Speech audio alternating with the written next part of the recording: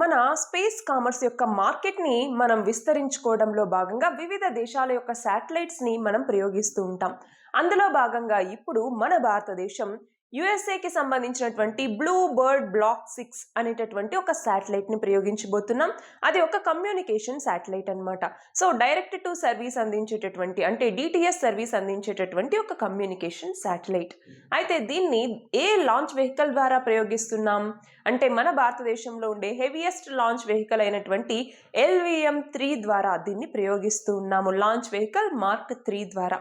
అంతేకాదు దీనికి సంబంధించినటువంటి అగ్రిమెంట్ అన్నటువంటిది ఎవరు చేసుకుంటారు? ఇస్రోకి సంబంధించి ఒక కమర్షియల్ వింగ్ అన్నటువంటిది ఉంది మన భారతదేశంలో. అదే NSIL అన్నటువంటిది.